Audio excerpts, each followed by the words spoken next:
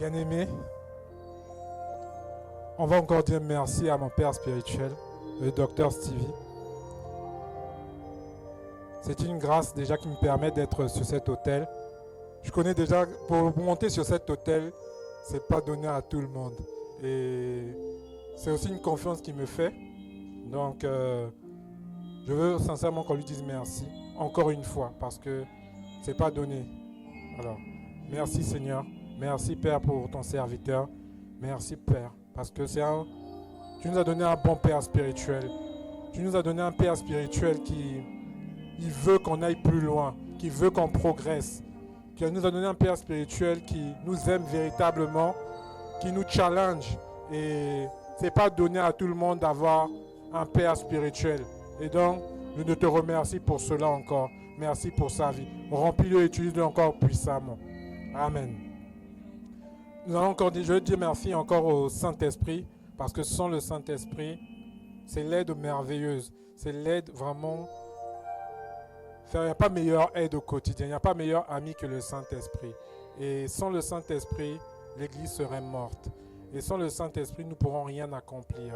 Parler de la parole sans le Saint-Esprit, ça serait juste une lettre. Et ça serait mort. Alors, nous allons encore dire merci au Saint-Esprit pour sa présence en ces lieux. Parce que vous savez, je me rappelle de cette parole qu'a donnée l'ami du pasteur qui était venu en ces lieux. C'est une église où il y a la présence du Saint-Esprit, une église vivante, ça se fait maintenant rare. Et on ne doit pas s'habituer à la présence du Saint-Esprit. On doit honorer le Saint-Esprit et sa présence. Alors nous allons simplement dire merci au Saint-Esprit.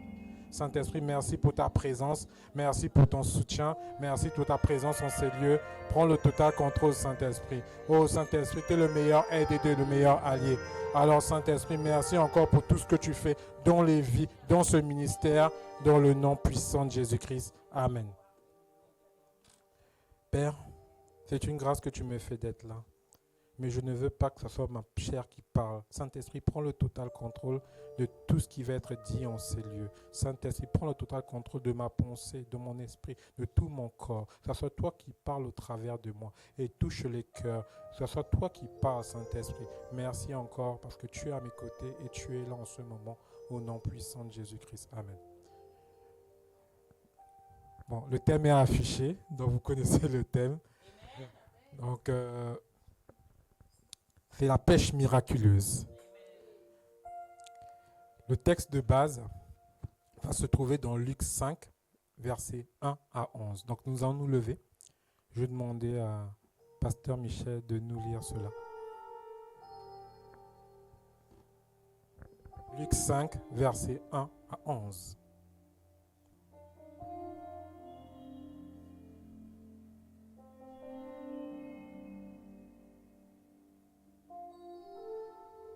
Toi aussi qui nous suis à distance, prends ta Bible.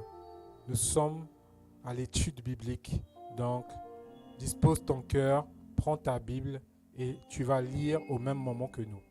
Et tu vas te lever aussi. Ce n'est pas parce que nous sommes en présentiel, mais toi aussi tu es chez toi. Il faut honorer la parole de Dieu. Allez, prends ta Bible et lève-toi. Alléluia. Amen. Je lis la parole de Dieu avec révérence. Luc chapitre 5, versets 1 à 11. Un jour, Jésus se trouvait au bord du lac de Génézareth et la foule se pressait autour de lui pour entendre la parole de Dieu. Il vit au bord du lac 2 barques. Les pêcheurs en étaient descendus pour laver leurs filets. Il monta dans l'une de ces barques qui appartenait à Simon et il le pria de s'éloigner un peu du rivage. Puis il s'assit et de la barque il enseignait la foule. Quand il eut fini de parler, il dit à Simon, « Avance où l'eau est profonde et jetez vos filets pour pêcher. » Simon lui répondit, « Maître, nous avons travaillé toute la nuit sans rien prendre, mais sur ta parole, je jetterai les filets. » Ils les jetèrent et prirent une grande quantité de poissons et leurs filets se déchiraient. Ils firent signe à leurs compagnons qui étaient dans leur barque de venir les aider. Ils vinrent et remplirent les 2 barques au point qu'elles s'enfonçaient. Quand il vit cela, Simon tomba aux genoux de Jésus et dit, « Seigneur, éloigne-toi de moi, parce que je suis un homme pécheur. » En effet, lui et tous ceux qui étaient avec lui étaient remplis de frayeur à cause de la pêche qu'ils avaient faite. Il en était de même pour Jacques et Jean, les fils de Zébédée, les associés de Simon. Jésus dit à Simon, « N'aie pas peur, désormais tu seras pêcheur d'hommes. » Alors ils ramenèrent les barques à terre, laissèrent tout et le suivirent. Amen. Amen. Merci, Pasteur Michel. Vous voyez, cette étude biblique aujourd'hui va se dérouler en 3 temps. Le premier temps, ça sera la vie de Simon-Pierre avant sa rencontre avec Jésus. Le deuxième temps, ça sera la rencontre avec Jésus. Et nous allons atterrir par le troisième temps, la conversion de Simon, la transformation. Je suis sûr que tu as déjà, je ne sais pas si tu as déjà vu des actions de pêche, ou tu as déjà pêché. Est-ce que quelqu'un a déjà pêché ou a déjà vu des pêcheurs? Ok. Si lorsque tu vois les pêcheurs, tu vois que ce sont des grands filets. Et il y a différents types de pêche. Et là, c'est la pêche où ils lancent et on rattrape les poissons en bas. Et la particularité de la pêche, c'est que ça nécessite plusieurs personnes. Ce n'est pas des petits filets. Une seule personne ne peut pas tenir en fait le filet. Moi, j'ai eu cette grâce-là lorsqu'on était allé en vacances avec mon épouse, avec Sandra. C'est qu'on a vu, en fait, ils avaient pris des huîtres et ils avaient exposé les huîtres. Et du coup, on voyait que c'était des très grands filets. Et c'était énorme. Et il fallait, en fait, après avoir retiré de l'eau, conserver ça à un seul endroit. Donc, tu vois, pêcher, c'est un métier. Pêcher, la pêche, c'est l'action de ramener des poissons, quels qu'en soient les poissons. Et miraculeux, le terme miraculeux, ça vient du surnaturel. C'est quelque chose dont on ne s'attend pas. C'est quelque chose qui surprend. C'est quelque chose qui, waouh. Et là, simplement, ce thème-là, c'est l'activité de la pêche qui était miraculeuse, dont on ne s'attendait pas. Et la particularité, comme je vous ai dit, le premier temps, c'est la vie de Simon avant sa rencontre avec Jésus. Parce qu'il faut savoir que dans le texte que Pasteur Michel nous a lu, encore merci Pasteur Michel, c'est que si on se situe géographiquement, c'est en Galilée. Et là, Simon, c'est un entrepreneur. Pourquoi je dis ça? C'est qu'il a 2 barques. Il fait l'activité de pêche, et c'est un pêcheur expérimenté, mais ce n'est pas simplement un pêcheur expérimenté, c'est un pêcheur expérimenté qui est marié, qui a des frères et qui a des associés. Lorsqu'on a une entreprise, quand tu commences déjà à avoir des associés, ça veut dire que ton activité est fructueuse. J'ai une entreprise aujourd'hui et je peux vous dire, le choix des associés, ça ne se fait pas comme cela. Quand tu débutes, tu débutes pas d'abord avec des associés. Donc, quand tu as déjà 2 associés, ça veut dire que tu as déjà 2 bateaux. Et le prix des bateaux, ce n'est pas 5 euros, ce n'est pas 10 euros. Ça veut dire que l'activité de Simon, c'était une activité fructueuse. Et il faut savoir que Simon était marié. Simon avait une épouse. C'est juste avant le passage, vous allez voir que Simon, la belle-mère de Simon avait été guérie par Jésus. Donc voilà. Donc Simon, justement, il revenait d'une activité au tout début, il revenait d'une activité de pêche. Il avait pêché les poissons, il n'avait rien pêché en fait. Ils étaient partis avec ses associés en mer et ils étaient revenus bredouilles. Au début du texte, on voit qu'ils sont en train de tirer les filets.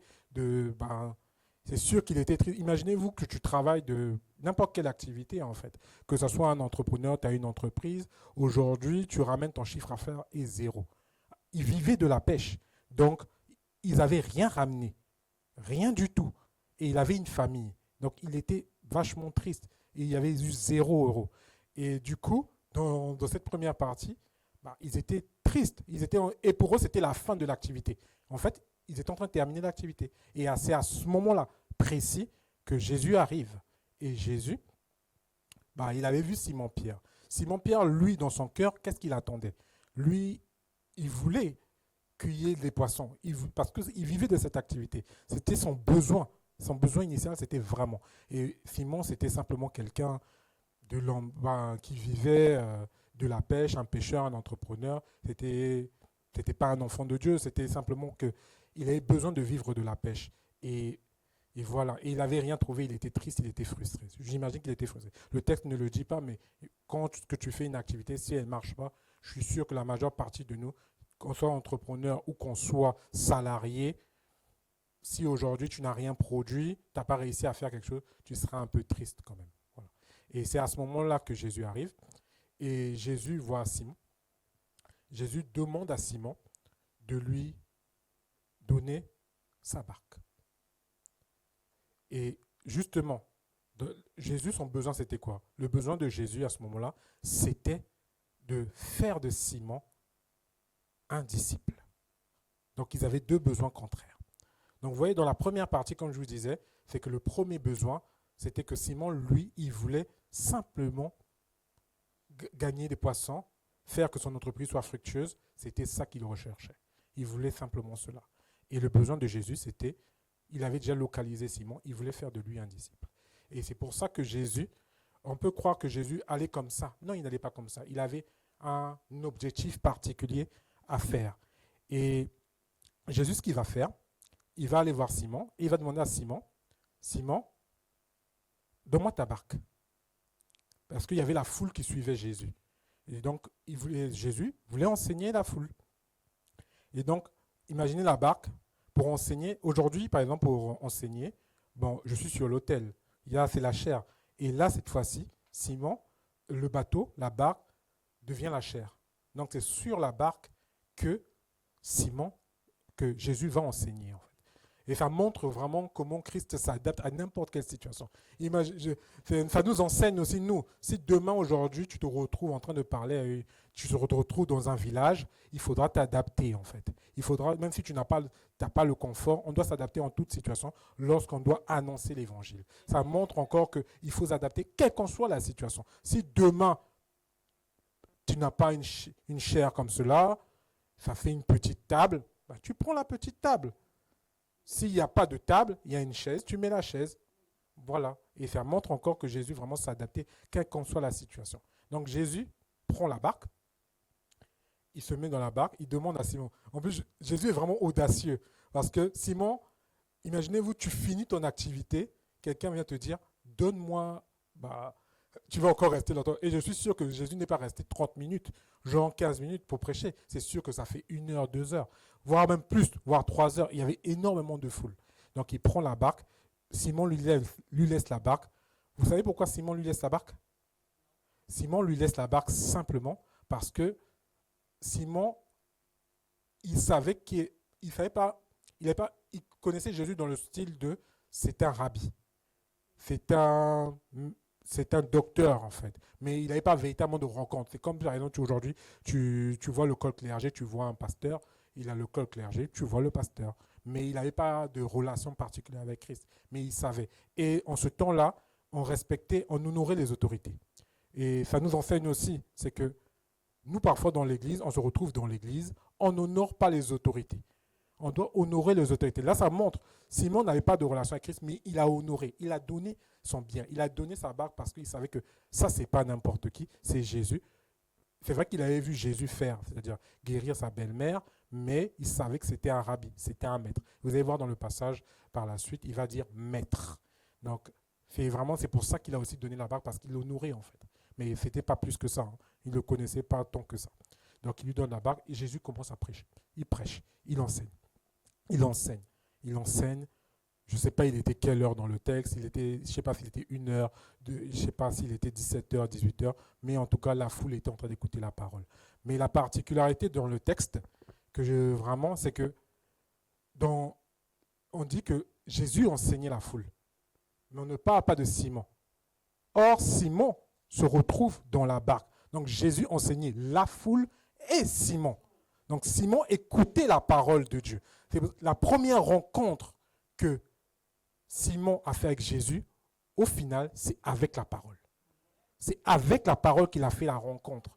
Donc, il a écouté la parole. Il était aux premières loges. Comme vous êtes assis là aujourd'hui, vous écoutez la parole. C'est la même chose. Lui aussi, il était assis et il écoutait la parole. Il écoutait vraiment bien la parole, il était juste à côté. Et en plus, c'est que Simon, la particularité, c'est qu'il a donné son bien, mais il a pagayé un peu parce que Jésus lui dit, éloigne-toi un peu. Donc, il s'est un peu éloigné. Donc, Simon a servi le Seigneur, non seulement avec sa barque, mais aussi en pagayant. Donc, il était totalement disposé. Imaginez-vous, il est 17 heures, j'ai fini mon activité et on ne voit pas le murmure. Dans ce texte, on ne dit pas qu'il a murmuré. Il était vraiment, même s'il ne connaissait pas Christ, mais tu sentais que vraiment, il honorait vraiment les autorités. Et il a donné librement, en fait. Pourtant, c'était la fin de son activité, il était fatigué, il était frustré, il n'avait rien eu, mais il a quand même donné. Et ça nous prouve encore, ça nous montre encore comment nous, en plus, en tant qu'enfants de Dieu, on doit vraiment honorer les autorités. On ne doit pas... Le ministère se fait sans les émotions. Tu es fatigué, mais lorsqu'il faut aider un homme de Dieu, aide. Ne murmure pas dans ton cœur. Et Simon, vraiment, a montré vraiment l'exemple. Pourtant, il ne connaissait pas Jésus. Pourtant, il était loin de lui. Il n'avait pas de relation avec Christ, en fait. Et donc, Jésus enseigne. Il enseigne, il enseigne. Simon est là. Il écoute la parole de Dieu. Voilà. Et c'est la première des rencontres. Et juste après ça, Jésus a fini. Il a terminé. Il dit maintenant, Simon, voici ce que tu vas faire. Il dit dans... Alors, je vais lire. Il dit à Simon. Quand il finit de parler, il dit à Simon, avance là-bas où l'eau est profonde et jetez vos filets pour attraper du poisson. Simon lui répond, Maître, nous avons travaillé toute la nuit sans rien prendre, mais tu nous dis de jeter les filets, je vais le faire. C'est après avoir prêché que Jésus dit à Simon d'aller jeter les filets. Il lui dit où il doit aller jeter les filets. Il lui dit de s'éloigner et d'aller loin. La deuxième rencontre qu'il a fait avec Christ, c'est à ce moment-là. C'est que Jésus a une parole pour lui. Il lui dit, ok, j'ai fini de faire ce que j'avais à faire, c'est-à-dire d'enseigner la foule. Je connais ton besoin. Je paraphrase. Je connais ton besoin. Je sais que tu cherchais cela. Maintenant, je vais répondre à ton besoin. Tu vas faire ceci. Voici les instructions. Tu vas aller plus loin, en eau profonde, plus loin, et c'est là où tu vas jeter. Et la pêche miraculeuse débute réellement d'abord par la parole. C'est que Christ a d'abord semé en Simon la parole. La parole a fait naître la foi, et ensuite, il y a eu d'autres instruments qui vont être utilisés pour cette pêche-là. Ces autres instruments-là, dans le texte, vous allez les retrouver, c'est qu'il y a eu le filet. Il y a eu le bateau. Donc, ça fait un élément. Il y a eu le filet. Il y a eu le bateau. Un bateau. Il y a eu deux bateaux. Il y a eu les hommes. Il y a eu le lieu où ils devaient se situer. Et n'oublions pas une chose. Dans le texte, vous allez le lire. On ne parle pas de Jésus dans cette phase-là, mais il y a eu la présence de Jésus, la présence de Dieu. Un miracle ne peut se faire que lorsqu'on est dans la présence de Dieu. Un miracle ne se fait pas comme cela. Un miracle commence aussi par une instruction, une parole. On te donne une parole. Ça peut être par un serviteur de Dieu. Et lorsque cette parole t'est donnée, il faut obéir à la parole. Il faut obéir à la parole. Souvent, par exemple, un homme de Dieu nous donne. Ça peut être maman Hortense, ça peut être le pasteur. Parfois, la parole est donnée, mais nous, on n'obéit pas à la parole. Et après, on s'étonne de n'avoir aucun résultat. Et après, on se plaint. Un miracle commence à naître lorsque Dieu a donné sa parole et lorsqu'on obéit à sa parole. Il faut qu'on arrête de se plaindre. Souvent, on dit, les prophètes, mais le prophète a donné la parole. Est-ce que tu as obéi à la parole qui a été donnée? Est-ce que tu as obéi spécifiquement à la parole qui a été donnée? Simon, à un moment, a voulu raisonner, mais je crois que le Saint-Esprit est un peu là. Il a dit, mais, je ne sais pas, pourtant il n'était pas enfant de Dieu, mais je suis sûr que quelque chose s'est passé. Et après, il a dit, mais, il faut que j'obéisse. C'est une grâce qu'il a eue, de pouvoir se retourner. Or, souvent, nous, la parole nous est donnée. Ça peut être par le pasteur, par maman Hortense, mais nous n'obéissons pas à la parole. Et après, on s'étonne qu'on ne vit pas ce que Dieu avait prévu pour nous. Donc, c'est là où a commencé à naître la parole, la foi et l'obéissance à la parole. Nous devons obéir à la parole. Nous devons obéir à la parole que Dieu nous donne. Ça peut être au travers de un serviteur de Dieu, au travers de ce que Dieu te dit dans la parole. Nous devons obéir. Nous devons avoir, lui, il était loin de Dieu, mais il a obéi. Et c'est souvent ce qui se passe. C'est très souvent ce qui se passe. C'est que nous sommes ici à la maison de prière pour tous les peuples. Il y a des programmes. Il y a des personnes qui viennent de l'extérieur. Ils bénéficient de cette grâce-là qu'il y a dans cette maison. Ou même toi qui vas tu es dans une autre maison. Mais on ne bénéficie pas totalement de la grâce-là parce qu'on se met à beaucoup douter. On se met à ne pas obéir à la parole. On s'est habitué à la présence de Dieu. Et au final, après, on n'a que des miettes. On n'a rien. Parce qu'on n'obéit pas à la parole. Parce qu'on n'obéit pas aux instructions qui sont données. Vous voyez? Et souvent, ce sont les autres de l'extérieur qui bénéficient beaucoup. Parce qu'ils obéissent simplement comme des enfants. Nous devons obéir à la parole. Et comme je vous dis, les 7 éléments qui ont permis vraiment à ce que ce miracle, ces poissons se fassent, c'est qu'il y avait d'abord la parole. Il y avait l'obéissance à la parole que Simon a faite. Il a dit, il est allé. Il y a le fait aussi d'aller en eau profonde. Le miracle, ce n'est pas pour ceux qui sont près du rivage.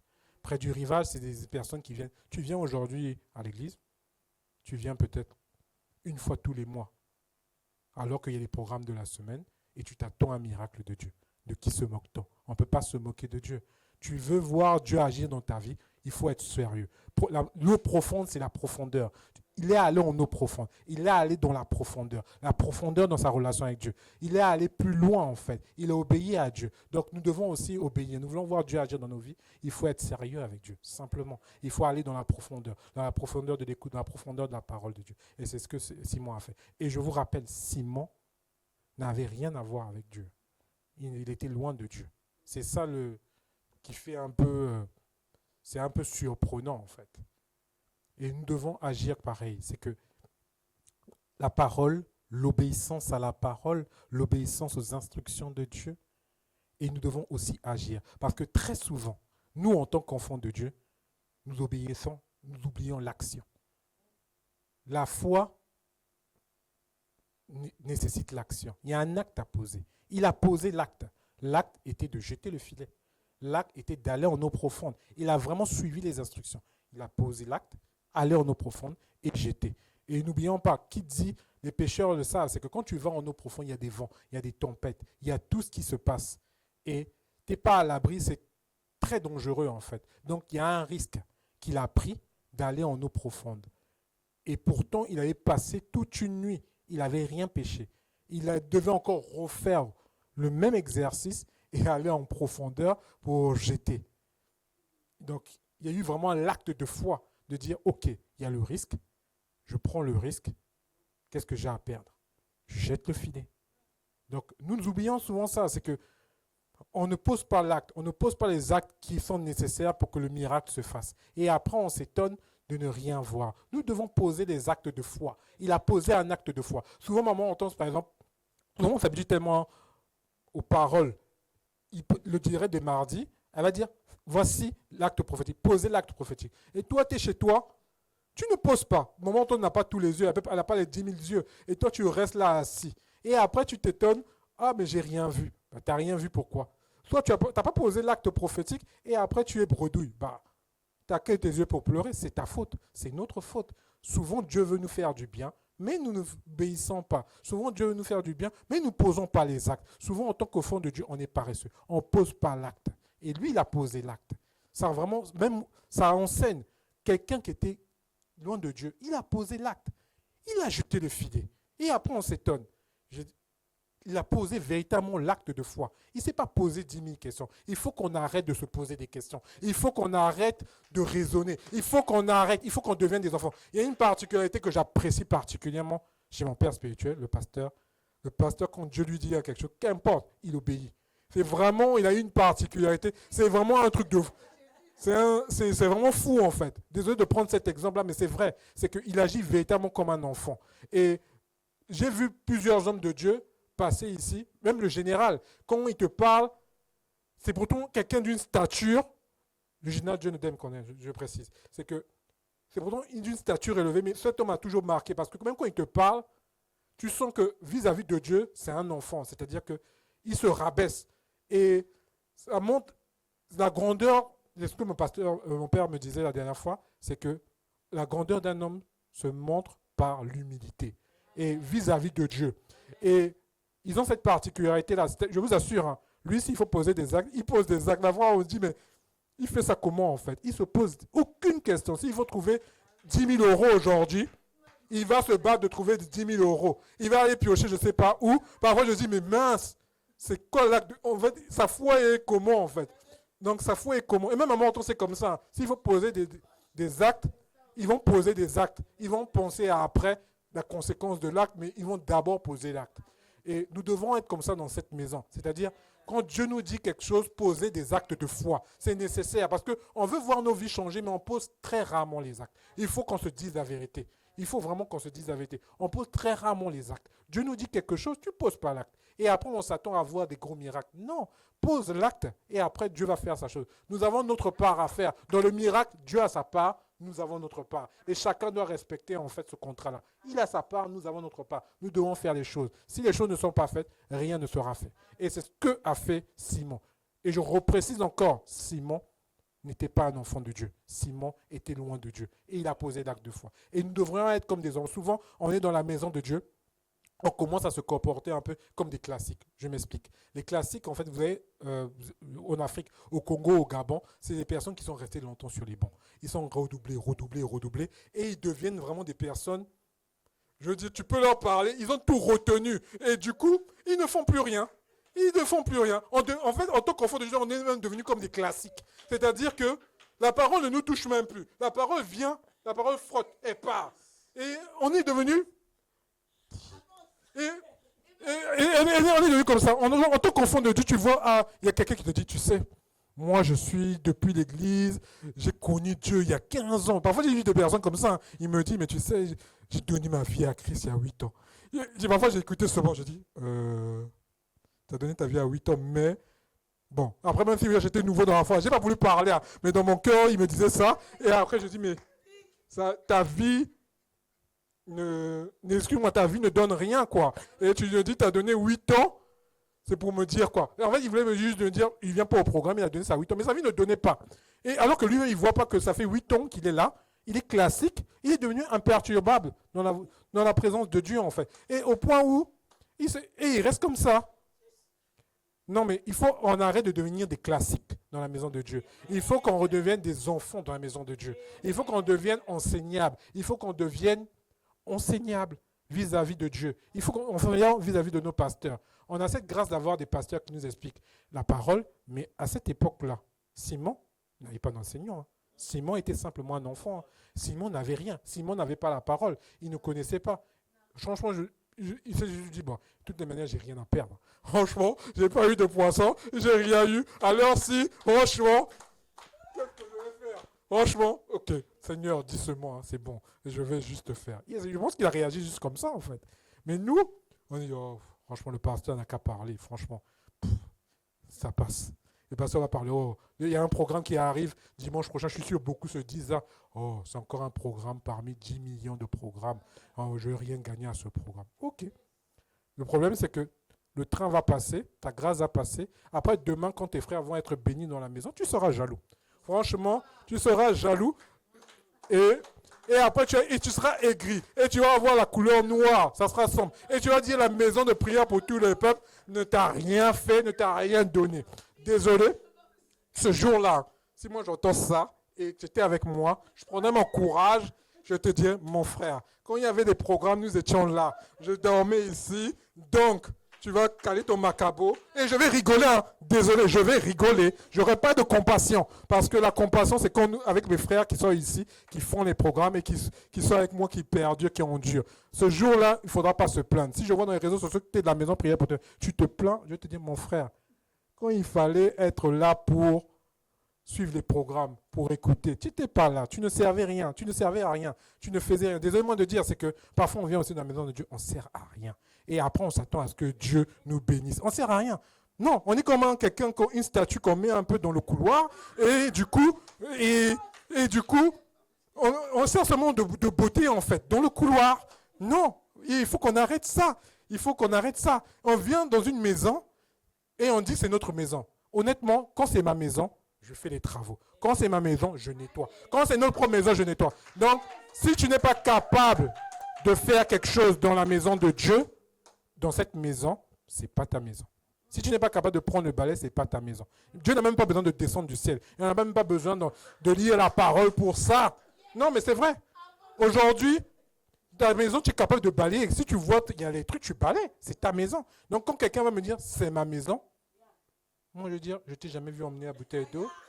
Je ne t'ai jamais vu balayer. Je ne t'ai jamais vu même prendre un papier. Même parfois, les gens viennent dans les programmes, ils voient des trucs qu'on jette, des mouchoirs. Et parfois, c'est même leurs propres enfants. Hein, ils ne prennent pas. Et même parfois, des personnes, on les voit, ça fait 6 mois qu'on ne les a pas vus, et ils disent que c'est leur maison. Désolé. Ta maison, tu ne la quittes pas pendant 6 mois, et tu reviens. Non. À part si tu es en voyage, que tu quittes ta maison. Donc, aujourd'hui, si tu dis que c'est ta maison, ou tu fais partie d'une autre église, tu dis que c'est ta maison, tu dois travailler dans cette maison. On n'a pas besoin de lire la parole pour ça. Tu dois faire quelque chose. Tu dis, c'est ma maison. Ok, c'est ta maison, tu fais quelque chose. Le personne n'a besoin de rien dire. Tu ramènes une bouteille d'eau, tu vois quelque chose, tu fais quelque chose. Mais tu ne peux pas rester là en train d'être classique sur la bonheur. Non, ce n'est pas possible. Donc, il faut qu'on arrête. Alors, Dieu ne nous bénira pas dans ce sens-là. Et après, on est souvent jaloux de ceux qui viennent dans la maison de Dieu et qui reçoivent tout. Et c'est simplement parce que nous, on est devenus des classiques. La parole de Dieu ne nous touche plus parce qu'on a tellement endurci nos cœurs qu'au final, on passe au-dessus. Donc voilà. Et la particularité de Simon, c'est pour ça que la pêche va être fructueuse. C'est parce qu'il a obéi. Et voilà. Et ensuite, après, vous allez voir, il va prendre les poissons. Ça fera tellement lourd qu'il va dire, ah non, là, je ne peux pas. Il va appeler ses associés de venir l'aider. Et les associés vont soulever ensemble. Et Dieu nous montre aussi par là que quand Dieu nous bénit, quand Dieu nous fait du bien, c'est pour être une bénédiction pour ton voisin. Si tu as un cœur égoïste qui n'est pas capable de partager, Dieu ne te donnera pas. Dieu va vraiment sonder ton cœur, il ne va rien te donner. Il ne va rien te donner parce que tu as déjà un cœur égoïste. Quand il va savoir que, attends, lui, je vais lui donner la bénédiction, il va... souvent, c'est comme ça qu'on se comporte. J'ai la bénédiction. Dieu m'a béni. Et je commence maintenant à dire, bon, je suis plus béni que le pasteur. Et du coup, tu commences maintenant à frimer ton pasteur. Ah, mais moi, j'ai plus d'argent. Lui, c'est un moins que rien. J'ai plus d'argent. Et on a souvent la mémoire courte. Dieu t'a béni, pourquoi? Parce que Dieu a donné une instruction à ton pasteur. C'est passé par ton pasteur. Ton pasteur t'a donné la parole. Toi, tu as obéi à la parole. Donc, si le Seigneur n'avait pas parlé à ton pasteur, et si ton pasteur n'avait pas obéi à la parole, c'est-à-dire de te donner la parole, c'est de garder pour lui. Si toi, tu n'es pas obéi, tu n'aurais rien reçu. Donc, il faut souvent qu'on se rappelle par où, par quel canal c'est passé. Et même si Dieu te parle à toi, il faut qu'on se dise la vérité. Quand on arrive dans la maison de Dieu, on est des enfants, on est des bébés. On ne connaît rien de la parole. Et on grandit dans la parole. Donc, il y a bien eu quelqu'un qui t'a bien instruit dans la parole, qui t'a bien enseigné la parole. Et tu lui dois honneur, tu dois reconnaître. Même dans le monde, il connaît ces principes-là. Souvent, vous allez voir, même dans le gouvernement, vous allez voir un président. La dernière fois, le ministre, par exemple, le premier ministre qui est parti. Il est parti, il a honoré le président. Il a dit merci au président. Parce que le premier ministre lui-même, il sait, s'il a eu cette place-là, honnêtement, s'il a eu cette place-là, ce n'est que grâce au président. Il n'aurait pas eu un. Il n'avait pas les diplômes. Il n'avait pas les CV. Il n'avait rien du tout. C'est parce que... Et eux, ils connaissent ces principes-là. Ils connaissent véritablement ces principes-là. D'honneur, d'honorer en fait les autorités. Et Simon connaissait aussi ce principe d'honorer l'autorité. Nous devons savoir honorer les autorités. Et souvent, lorsqu'on est dans la maison de Dieu, on commence à devenir un peu glacial vis-à-vis de simplement honorer en fait ceux qui sont plus au-dessus de nous. Il faut qu'on se dise la vérité. Il y a pasteur, et il y a toi. Vous n'avez pas le même niveau. Non, on n'a pas le même niveau. Lui, il est là. Toi, tu es là. Non, il faut se dire la vérité. Non, il est là. Et honnêtement, quand on voit les pasteurs qui a la maison de prière pour toi, ou même qu'importe les pasteurs, le travail qu'ils font, quand on arrive, même si aujourd'hui tu es devenu pasteur, ça fait un mois, pardon, humilie-toi parce que les gars, quand je dis les gars, les pasteurs sont là depuis, il a eu 10 ans, 15 ans, 20 ans. Rien que ça, en fait, l'ancienneté, on doit respecter. Parce qu'ils sont plus loin que toi. Toi, tu es là. Toi, tu es là. Donc, tu respectes. Et même rien que ça, en fait, je comprends Dieu. Attends, après, toi, tu vas venir, il va te dire, mais attends, mon frère, c'est moi qui ai bâti le pasteur. Il est là, il a souffert pour moi. Et toi, tu viens critiquer. C'est clair, je vais fermer le ciel. Je vais fermer le ciel. Même vous, même. Si quelqu'un vient aujourd'hui, insulte ton père, simplement ton père, prenons ton père, tu ne seras pas content. Ben, Dieu, il dit, mais attends, ça c'est mon fils. Attends. Et en plus, il a souffert, il a enduré. Rien que pour ça, ben, C'est bon, je ferme. Et on se ferme le ciel bêtement parce qu'on n'honore pas simplement Dieu. Il faut qu'on apprenne à honorer les autorités. Il faut qu'on apprenne à garder cet honneur-là. Et on a très souvent perdu ça dans la maison de Dieu. Et on le perd souvent. Et il faut qu'on revienne aux choses simples. Voilà. Et c'est ça que Simon a fait. Il a honoré l'autorité, il a obéi, ils ont jeté. Ils ont pris les poissons, ils étaient à plusieurs, ils ont soulevé. Et donc, il a demandé à ses frères de venir parce qu'ils ne pouvaient pas soulever. Si ses frères n'étaient pas là, s'ils n'étaient pas à côté, ils n'auraient rien eu. Parce que ça pesait tellement. En fait, tous les poissons seraient perdus. Et franchement, quand vous voyez les filets vont de là à là-bas. J'ai vu les filets, j'ai dit, waouh, tu ne peux pas soulever ça seul. Tu as besoin des autres. Et souvent, Dieu nous bénit. Il sait très bien que tu auras besoin des autres. Tu auras toujours besoin de quelqu'un, en fait, pour pouvoir porter même la bénédiction que tu as. Tu ne la porteras pas seul. Donc, il ne faut pas croire que tu vas réussir tout seul. Il ne faut pas croire que Dieu va tout te donner tout seul. Dieu te bénit parce qu'il sait que tu dois faire du bien. Dieu te bénit parfois. Dieu te bénit. Tu es dans une maison. Dieu te bénit parce que tu dois faire du bien aussi dans la maison où tu es. Dieu te bénit parce que tu dois faire du bien dans la famille où tu es. Dieu te bénit parce que tu dois faire du bien dans le voisinage dans lequel tu es. Et c'est ce que Simon a fait. Pourtant, Simon ne connaissait rien de ces principes-là. Il a simplement agi. Il a dit, attends, ils travaillent avec moi. Ils sont associés avec moi. On a l'entreprise ensemble. Et ils doivent bénéficier. C'est ça, je suis sûr, c'est ça qu'il s'est dit. Simplement. Il n'a pas eu de réflexion, de truc. Et il a fait ça. Et il a soulevé. Et voilà. Et il a mis dans la barque. Et par la suite, vous allez voir, c'est ça qu'a marqué Simon. Quelque chose qu'il attendait depuis. Il n'avait pas de salaire. Il avait 0 €, 0 poisson, une famille, une femme à nourrir. Et il se retrouve à avoir une pêche qui va le nourrir lui, qui va le nourrir ses associés et qui va nourrir aussi ses employés. Parce qu'ils étaient plusieurs. Je suis sûr qu'ils étaient plusieurs. Parce qu'à 2 personnes, ce n'est pas possible de prendre autant de poissons. Donc, qui va nourrir tout ça en un instant, une seule parole. Vous-même imaginez, une seule parole, un seul acte, je remplis tout ça. J'imagine pas combien ça devait coûter le chiffre d'affaires. Imaginez-vous, 0 €, de 0 €, il passe un chiffre d'affaires de 10 000 €. Peut-être c'était 10 000 €, ce chiffre d'affaires-là qu'il a fait. En une soirée, je suis sûr. Après, si tu es ingrat, si tu n'es pas reconnaissant, si tu t'épingles, mais que si tu passes d'un chiffre d'affaires de 0 € en une soirée à 10 000 €, 20 000 €, non, tu vas dire que non. Là, ce n'est plus une histoire d'homme, là. Là, c'est plus moi. Là, c'est pas mes forces. Le truc, il est tellement clair. Là, c'est Dieu. Là, c'est le Tout-Puissant. Et ce miracle ne vient pas de moi. Et c'est ça qui a touché Simon. Et le Seigneur savait. Il a répondu aux besoins de Simon. Ça l'a tellement touché. Et ça l'a tellement touché profondément qu'il a reconnu simplement que Dieu était plus grand. Parce qu'à un moment, vous allez voir dans le passage, il va s'humilier. Il va se mettre à genoux. Il va se mettre à genoux. Il va se dire simplement, je suis sûr dans sa tête, c'est ça qui se passait. De dire, mince, Dieu est grand. En un instant, j'ai pu avoir tout ça. Vous voyez, souvent Dieu nous bénit. Souvent Dieu nous fait du bien. Mais nous ne sommes même pas capables d'aller nous agenouiller et de dire merci à Dieu. Lui, il n'avait pas tout ça, mais il est venu. Souvent, Dieu fait du bien à des programmes. Ici, à la maison de prière pour Dieu, beaucoup de programmes, on a vu énormément des personnes bénies. Mais ces mêmes personnes-là disparaissent. On ne les revoit plus. Même viens dire simplement merci au canal que Dieu a utilisé. Parce que s'il y a eu un homme de Dieu qui est arrivé, c'est parce qu'il y a un autre homme de Dieu qui a invité cet homme de Dieu.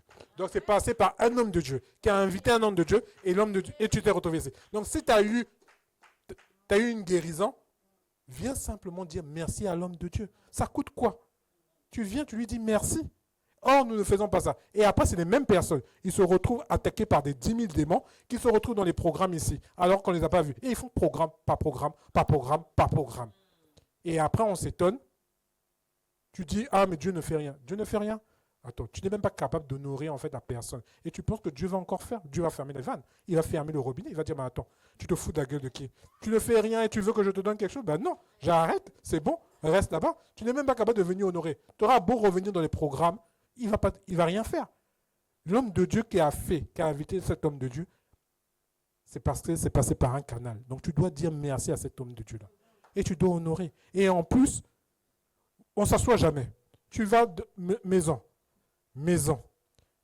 Tu deviens un vagabond spirituel et un SDS spirituel. Et après, il n'y a plus... Oui. Et après, tu t'étonnes. Pour recevoir de Dieu, il faut s'asseoir. Simon s'est assis. Il s'est assis dans la barque. Il a écouté la parole. Il a écouté la parole. Il s'est assis. Et quand la foi est née, il a obéi à la parole. Il a honoré Christ. Et il a même reconnu, vous allez le voir, qu'il a péché. Voilà. Il a vraiment respecté les principes de Dieu sans être de la maison de Dieu. Vous voyez? Donc, quand les personnes viennent programme par programme par programme, même nous, les serviteurs de Dieu doivent un peu se poser la question.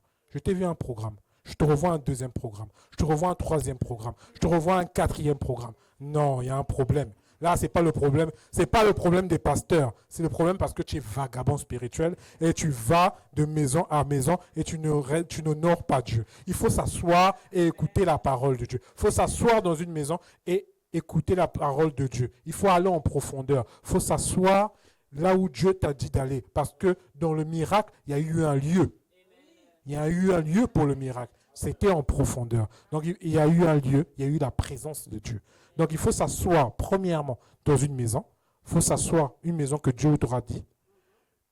Une maison où il y a la présence de Dieu. Il y a fait deux choses. Tu peux aller dans une maison, mais il peut ne pas avoir la présence de Dieu. Donc, il faut vraiment bien interroger Dieu et aller là-haut. Tu peux aller dans une maison et après tu te dis, mais Dieu ne fait rien. Dieu ne fait rien simplement parce que tu n'es pas dans la bonne maison et il n'y a pas la présence de Dieu. Donc voilà. Donc, il y a tout ça à respecter lorsqu'on veut voir un miracle. Et Simon, vraiment, la particularité, c'est qu'il a respecté tout ça.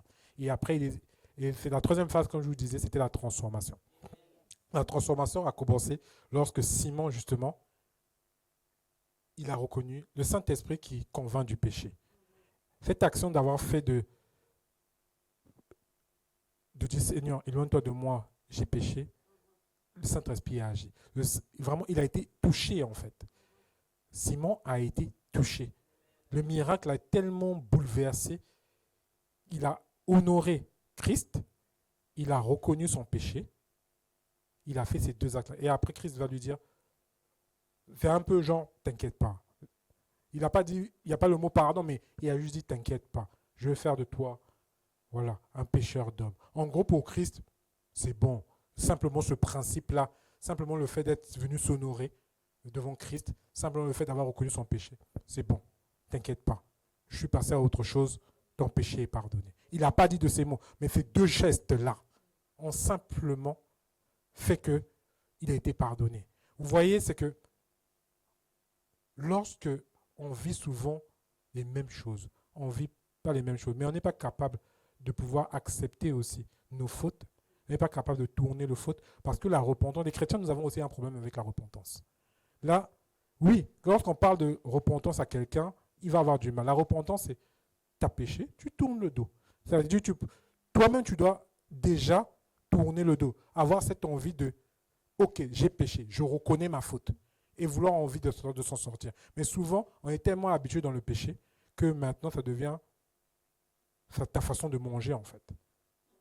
Et on ne veut plus quitter le péché en fait. Ça devient en fait tes spaghettis. Tu deviens en fait ami avec le péché et tu le manges tout le temps. En fait, il faut quitter le péché. Il faut vouloir laisser ces spaghettis-là et ne plus manger en fait. Donc, et voilà. Voilà, non. Ça devient tellement bon que tu manges en fait tes pâtes à l'italienne en fait. Et après, tu t'étonnes en fait que ta vie ne va pas. Mon frère, quitte ton péché. Quitte ton péché. Quel qu'en soit le péché. Nous ne devons pas avoir une habitude d'avoir le goût du péché.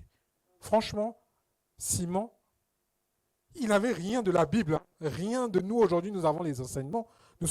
Les enseignements pleuvent. Mais notre cœur est tellement endurci qu'au point où, que maintenant même les enseignements viennent, les enfants font ça. Ça chute, ça vient là. Non, l'enseignement dit, le cœur est tellement dur que je dévie. C'est comme ça qu'on se comporte maintenant. Au point où que rien ne va. Au point où que notre ciel est fermé. Non, il n'a pas profité de la pêche. Non, mais en fait, pour lui, Dieu était tellement grand. J'imagine, au lieu de même d'aller, la première des choses qu'il a fait, c'est simplement aller s'agenouiller et dire « Wow ». En fait, il était tellement bouleversé. Il est parti s'agenouiller auprès de Christ et dire « J'ai péché.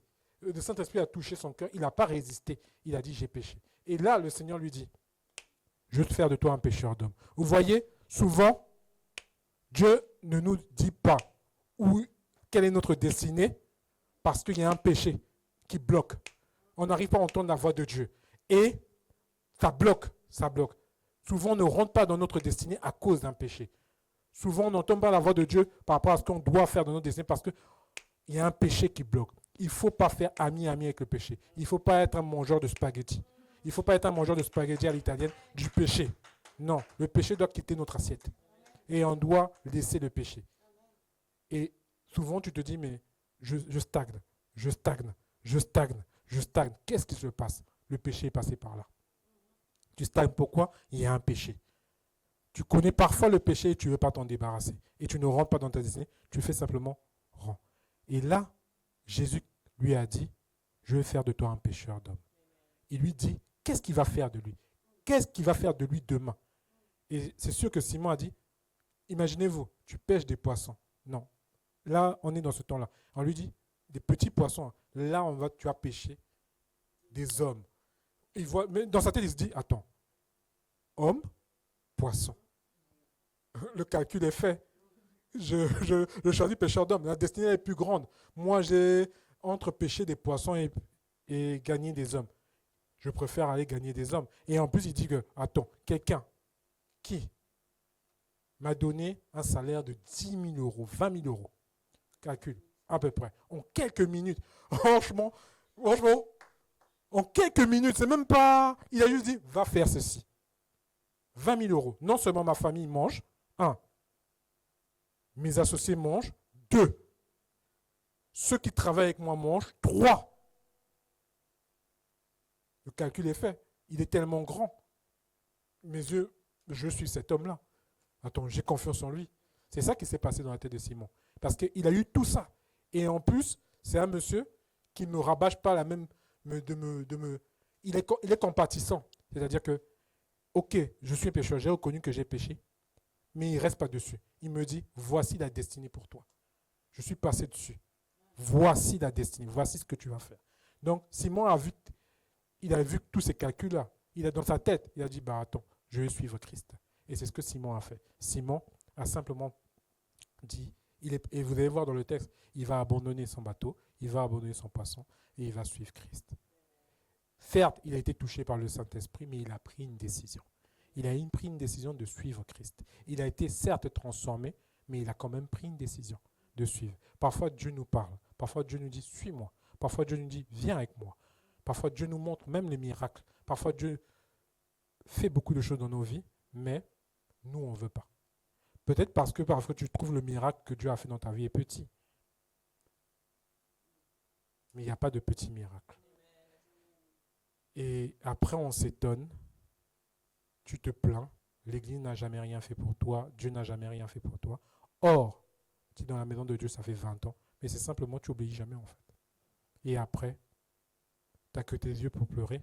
Et en plus, souvent, ce sont des personnes, désolé-moi de le dire, mais tu es attaqué par 10 000 démons. Ce sont les mêmes démons qui font 1 mois, ils partent. 2 mois, ils reviennent. Ils te disent, oh, la maison là, je vais faire ma demeure. Oh, elle est très belle.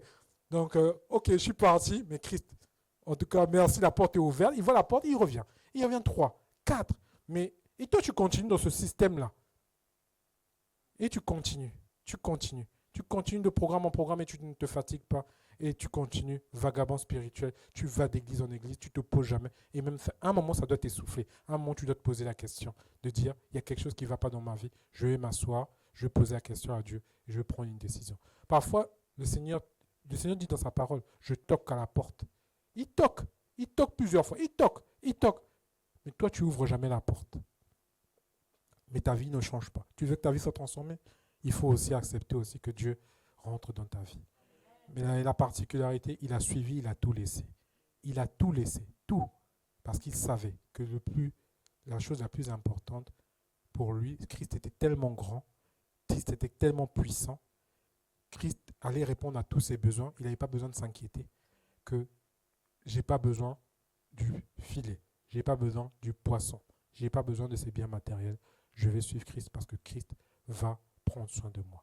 Et c'est souvent ce que le Père spirituel dit, si Christ est dans ta barque, tout va bien. Et vous voyez, Simon a compris ce principe de Christ est dans sa barque, tout va bien. Christ était dans sa barque du début jusqu'à la fin. Christ était dans sa barque pendant qu'il a pris le poisson. Christ était dans sa barque lorsqu'il est sorti de la barque. Christ était dans sa barque parce que Christ a été compatissant vis-à-vis de son péché. Et Christ était dans sa barque parce que Christ aussi lui a révélé sa destinée. Et c'est ce Simon-là que l'on connaît. C'est ce Simon-là qui va gagner 3000 âmes, qui va devenir Pierre. Vous voyez, Simon a simplement respecté tous les principes de Dieu sans être de la maison de Dieu. Et en respectant tous les principes de Dieu sans être de la maison de Dieu, il a non seulement été béni, mais en plus de ça, le plus qu'il a eu, c'est que devenu enfant de Dieu, vie éternelle, et en plus, Christ l'a beaucoup utilisé par la suite. S'il n'avait pas fait cette décision-là, il n'aurait pas eu. Donc ça, tout commence généralement par une décision avec Christ. Donc il faut qu'on prenne les bonnes choses. Ce que je veux que tu retiennes vraiment de tout cela, c'est que tout dépend de toi. Si tu es dans cette maison, la parole est prêchée. La parole est véritablement prêchée. C'est vrai que je ne connais pas toutes les autres maisons. Moi, je viens de l'église catholique. Mais je sais une chose, la parole est prêchée. La parole est véritablement prêchée. Et la particularité que l'on a dans cette maison, on va dire que notre père spirituel est, on va dire quoi, les émotions, il n'est pas dans les émotions. C'est-à-dire que, en gros, s'il doit te dire la vérité, on va dire que la particularité de lui, si on doit donner un adjectif, c'est l'homme de la vérité. Parce qu'il va te dire que si la flèche doit piquer, mal piquer ou piquer bien, piquer avec plus, il va te le dire. Et même s'il te voit pleurer ou quoi, il va te le dire. Mais c'est pas pour... J'ai compris ça, ça m'a pris beaucoup de temps, je vais être honnête avec vous. C'est que c'est vrai que la vérité parfois fait mal, mais la vérité aussi fait du bien et te permet de grandir. De grandir tant dans la parole de Dieu, mais aussi te permet de grandir en tant qu'homme.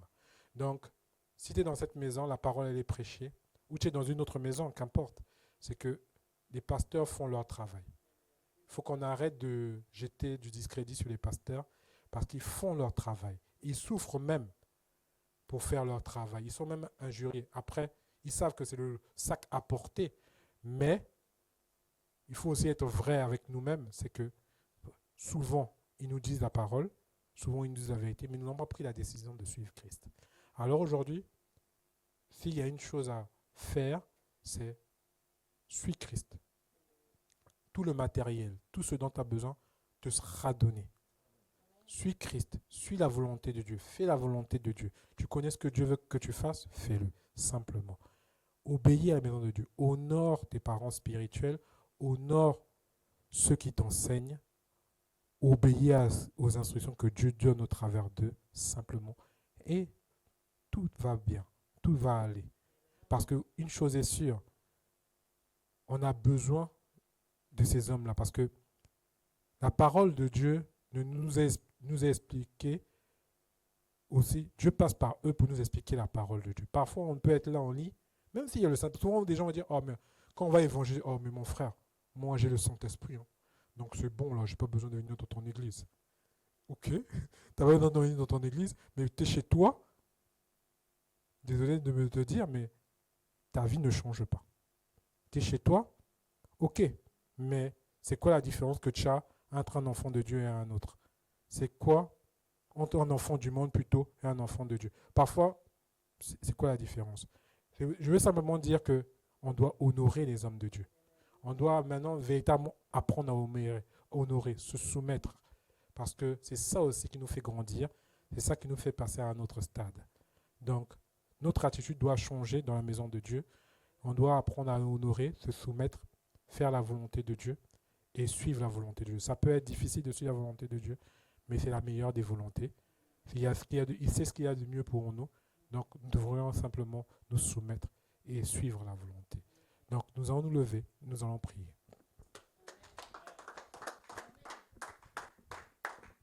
Le premier sujet, nous allons prier afin que sur la volonté de Dieu. Nous allons prier que là où on avait du mal à se soumettre à la volonté de Dieu, nous allons demander au Seigneur, au Saint-Esprit, de nous aider à nous soumettre à la volonté de Dieu. Nous allons prier de vraiment nous soumettre à la volonté de Dieu. Nous allons prier où, si on avait de mal à discerner la volonté de Dieu, que le Seigneur éloigne les autres voies et que seule la volonté de Dieu reste la seule voix que tu entends dans ton cœur. Alors, tu as prié avec moi et tu as demandé au Seigneur, tu as demandé au Saint-Esprit de t'aider à discerner quelle est la bonne volonté, quelle est la volonté de Dieu. Et tu as demandé au Saint-Esprit de t'aider à simplement te soumettre à la volonté de Dieu. Prie avec moi. Tu es chez toi, prie aussi avec moi, prie avec nous, car c'est aussi pour toi. Tu te lèves et tu pries. Prie avec moi. Ô éternel Dieu Tout-Puissant, merci pour ta parole. Ô Père, tu veux, Papa, faire du bien, Papa, à ton peuple. Tu veux faire du bien. Tu veux, Papa, qu'on grandisse. Seigneur, tu veux qu'on change d'attitude, Papa. Père. Ô Père, Seigneur, nous voulons, Papa, nous soumettre à ta volonté. Aide-nous, Saint-Esprit, à te soumettre à la volonté de Dieu, à la volonté de notre Père. Nous voulons plus faire ce que nous voulons, mais nous voulons simplement Seigneur, être qu'elle soit sujettie à ta volonté, Oh Seigneur, que cette ta volonté saisisse dans nos vies, que cette ta volonté quitte notre vie, que cette ta volonté dirige nos pas. Nous voulons véritablement, Père, être conduits par toi, et conduits par toi seul. Nous attendons à toi. Nous voulons que tu nous diriges dans nos vies. Dirige nos pas, dirige-nous au Seigneur, dirige-nous au Saint-Esprit. Oh, que la chair se taise, que notre chair se taise, que notre propre volonté se taise, mais que seule la volonté de notre Père Céleste reste dans nos cœurs. Oh, nous voulons faire la volonté. Nous voulons ressembler à Christ. Remplisse nos cœurs, que nos cœurs soient remplis Père, de simplement remplisse nos de vies, ta Père, volonté. et qu'elle nous dirige tout le long de Seigneur nos vies. Jésus-Christ. Oh, Amen. alléluia. Amen. Amen. Nous allons continuer dans ce sens-là. Vous avez vu, c'est que, ok, il y a la volonté de Dieu, mais Christ a montré plusieurs fois que ce qui est important pour lui, ce sont les âmes. Amen. Au premier, il a enseigné. À la fin, il a donné, il s'est préoccupé, il avait ce cœur compatissant vis-à-vis de Simon. Donc, Alléluia. le cœur de Dieu ne bat pas pour le matériel, le cœur de Dieu bat pour les âmes. Amen. Dieu pourra te donner le matériel, certes, mais ça sera un matériel pour aussi gagner les âmes. Amen. Alors, nous allons prier dans ce sens-là, afin que Dieu, le Seigneur, augmente en nous l'amour pour les âmes. Amen. Nous allons prier que le feu pour les âmes augmente, que là où c'était un petit feu, que ce feu prenne une ascendance, que ça au point où que notre cœur ne soit occupé que par l'amour des âmes. Alors prie avec moi. Oh Père éternel, Papa, oh Seigneur, ton cœur bat pour les âmes. Alors que dans notre cœur, notre cœur bat aussi pour les âmes. Nous voulons ressembler à Christ. Nous voulons être à l'image de Christ. Alors fais de nous des gagnants d'âmes. Augmente ce feu, Seigneur, que le sommeil nous quitte, pour gagner les âmes. Tant que Seigneur n'avons pas parlé de toi, Père. Nous Tant voulons que le véritablement battement de nous ton soumettre cœur, à ce sont les gagner âmes, les Père. âmes. Oh Seigneur, donne-nous, fais de nous des Papa. gagnants d'âmes. Oh Seigneur, de Augmente le feu en rechercher nous, les Seigneur. âmes, Papa. Augmente le feu en Oh nous. Seigneur, Augmente le d'aller, feu en Seigneur, nous. Que nous aimons proclamer, vraiment gagner Seigneur, les la parole âmes. Oui, d'évangile, Seigneur. Père. Oui, Seigneur. Merci pour Augmente les ce âmes, feu-là. Papa. Ce feu Oh, en que chacun l'amour de nous. des âmes, Oui, Seigneur, Seigneur. soit dans nos cœurs, Que notre Père. vie soit Oh, pour que gagner les l'amour âmes. des âmes, Oui, Seigneur. Nous voulons remplisse toucher nos ton cœurs. cœur. Nous Que voulons l'amour honorer des ton âmes, cœur. Papa, Que dans cette Seigneur, maison, oh, Père, dans la maison nous prière pour Seigneur, tous les allez hommes, parler que de toi, Seigneur, Père. le fardeau Oh, pour les Seigneur, âmes soit que pour l'amour chacun de des nous. âmes, Pas Seigneur, seulement nous pour les remplisse évangélistes, tellement, Papa. mais Seigneur, que Oh, ce que nous fardeau puissions soit pour parler de chacun toi, de nous. Père. Alors Seigneur, Oh, fais de Seigneur, chacun oui, de nous des Père. évangélistes Oh, qui allons Seigneur, gagner les merci, âmes Papa. avec les Que événements nos que tu as vies, déposés Seigneur, en soient, nous. Seigneur, Au nom une puissant de vie qui pousse, Jésus-Christ. Seigneur, Amen. les âmes à se convertir, Papa. Oh Seigneur, merci, Papa. Amen. Alléluia, Amen. Nous allons prier pour l'humilité envers les hommes de Dieu. Nous allons prier pour l'honneur envers les hommes de Dieu. Nous allons prier afin que ce principe-là, que là où ton cœur était rebelle, là où ton cœur était orgueilleux, vis-à-vis de ton pasteur, vis-à-vis de ton père spirituel, si c'est un prophète, qu'importe, mais si ton cœur était orgueilleux, tu as prié avec moi afin de demander au Seigneur de t'aider à te soumettre à cet homme de Dieu, de t'aider à t'humilier vis-à-vis de cet homme de Dieu. Donc nous allons prier pour l'humilité et nous allons chasser l'orgueil des cœurs au sein de cette maison dans le nom puissant de Jésus. Oh Père éternel, Papa, oui, l'orgueil, Papa, tu n'aimes pas. Oh, tu résistes à ceux qui sont orgueilleux. orgueilleux. Alors, Seigneur, que l'orgueil quitte nos cœurs dans le nom puissant de Jésus. Et Seigneur, fais de nous, Père, que nous soyons humbles, Père. Que nous soyons humbles. C'est mon Seigneur, je vis-à-vis de toi. Tu as mis des hommes de Dieu, Père. Ils sont des ambassadeurs, qui sont, Seigneur, ceux qui te représentent, Papa. Nous voulons honorer ces hommes de Dieu. Alors, fais de nous, Père, des hommes, Père, qui honorent des enfants de Dieu, qui honorent ces hommes de Dieu. Oui, Père, nous voulons honorer nos pasteurs, nous voulons honorer nos leaders. Oui, nous voulons aimer en nous cela, Père. Nous voulons honorer, Père. Alors, oui, Seigneur, oui, Seigneur, enlève l'orgueil de nos cœurs, que l'orgueil quitte nos cœurs, que l'orgueil quitte nos cœurs, toute parole, Seigneur, que nous enseignons, Père, et que nous humilions vis-à-vis, Père, que nous considérons plus grand que nous, Père. Enlève cela de nos cœurs, que l'orgueil soit chassé de la maison prière, que l'orgueil soit chassé des cœurs dans le nom puissant de Jésus, et que l'orgueil soit chassé de l'Église au nom puissant de Jésus-Christ. Amen. De ne jamais, Seigneur, ô Père, tu as Amen. Seigneur du Père. Nous allons prier. Souvent, par notre attitude, par nos paroles, nous avons sali les hommes de Dieu. Alors nous allons prier là, maintenant, afin que le Seigneur rétablit l'image des hommes de Dieu qui ont été salis injustement. Parce que vous savez, parfois les hommes veulent venir dans la maison, mais ils ne peuvent pas venir parce qu'on leur a terni une mauvaise image de l'homme de Dieu. Ils savent très bien que Dieu leur a parlé par rapport à cet homme-là. Mais ils ne peuvent pas venir parce que nous avons terni l'image en disant des mauvaises paroles, en parlant mal d'eux. Alors nous allons prier afin de restaurer l'image des hommes de Dieu au sein de la maison de Dieu. Nous allons prier d'abord ici dans la maison de prière pour tous les peuples et nous allons prier pour toutes les autres maisons. Prie avec moi. Oh Père éternel, Papa, nous prions ce soir afin que tu restaures l'image des hommes de Dieu. Afin que tu restaures l'image de nos pasteurs, l'image de notre maman.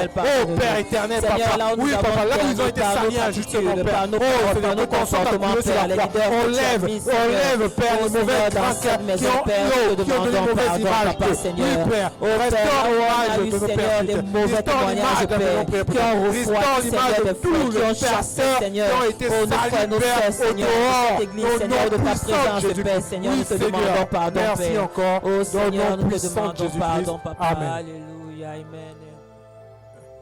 Ok, nous allons maintenant prier afin que chacun de nous rentre dans sa destinée.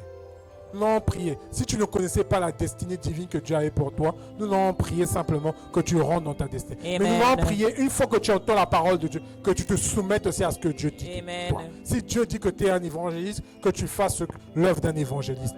Et de toutes les manières, tout le monde doit évangéliser. Ça, Amen. ce n'est pas... Voilà. Si Dieu dit que tu dois parler, tu dois parler. Amen. En tout cas, si tu dois une babysitter, tu dois une babysitter. Qu'importe. Mais en tout cas, nous allons prier afin que nous soyons dans la destinée, dans le couloir, là où Dieu nous veut. Alléluia. Prie avec moi. Oh Père éternel, Papa, merci, tu as Papa. révélé Seigneur, la nous voulons destinée être dans le couloir, de Simon, Seigneur, ce que tu Seigneur, voulais tu as faire appelé de lui. d'un Tu as chacun dit de nous. qu'il allait Seigneur, gagner tu as des appelé âmes, chacun gagner à des accomplir, hommes. Ah, Seigneur, oh Père notre éternel, destinée, Papa, Père. nous prions ce soir Seigneur, de ne pas afin être que éloigné, tu Seigneur, de ce que nous toi-même dises, tu as déjà Père, préparé pour quelle est chacun de notre nos destinée. pères. Et nous Oh, prions Seigneur, afin que nous soyons merci, un cœur Papa. soumis Oh, à ta Seigneur, ceux qui ne volonté. connaissent Là pas où tu vas encore nous leur parler, destinée, Père, Père, que nous merci parce que tu soumettons à ce que révèles. tu veux Et Seigneur, faire ceux avec qui les nous connaissent déjà, dans le Père, nom merci, puissant Papa, de parce que tu les Jésus-Christ. accompagnes, Oh Père Seigneur, éternel, à tu veux faire accomplir, de Seigneur, bonnes leur choses avec destinée, nous. Père. Tu veux nous Oh, utiliser Seigneur, de puissamment. commencer, Alors Père, nous que commençons, nos Seigneur, cœurs que tu soient veux un nous cœur utiliser, soumis Papa. à ta volonté, Alors, à utilise-nous, faire ta volonté, au nom Utilise-nous, puissant de Père, Jésus-Christ. au nom de Amen. Jésus, amen. Oh Saint-Esprit, merci encore. Alléluia. Merci parce que c'est toi qui m'as utilisé ce soir. Amen. Merci parce que c'est toi qui as parlé ce soir. Alléluia. Merci pour tout ce que tu as fait dans les cœurs, tout ce que tu as fait aussi dans mon propre cœur, Amen. et tout ce que tu as fait à ceux qui nous suivent à distance dans leur cœur, Au et nom tout ce de que tu as Jésus. fait dans leur destinée. Alléluia. Père, je prie afin que Papa, tout ce que tu nous as enseigné ce soir, ne rentre pas dans l'oreille d'un sourd, Oh, mais yes. rentre dans le cœur et que nous mettons en pratique ce que tu voulais nous enseigner Amen. au travers de l'exemple de Simon. Alléluia. Oh Père, je prie afin que nous fassions ce qu'il y a dans ton cœur, que nous Alléluia. écoutions ce qu'il y a dans ton cœur et Amen. que nous fassions ta volonté. Nous sommes Amen. tes enfants et un enfant doit honorer son père. Et c'est toi Alléluia. que tu veux qu'on honore. Et tu veux aussi Amen. qu'on honore, Père, ceux que tu as mis à la tête des églises, des Alléluia. pasteurs, des prophètes, Amen. des évangéliques, qu'importe, Amen. mais ce que tu as mis à la tête. Alors que ce principe-là reste et demeure et que ce Au nom de principe-là Jésus. soit honoré par tous, non seulement ici à la maison Prière Porteur, mais Alléluia. par moi-même aussi et par Amen. tous les enfants de cette maison et à ceux qui nous Amen. suivent à distance et qui sont dans d'autres Alléluia. maisons, dans le nom Amen. puissant de Jésus-Christ. Amen. Amen. Je passe la main au pasteur.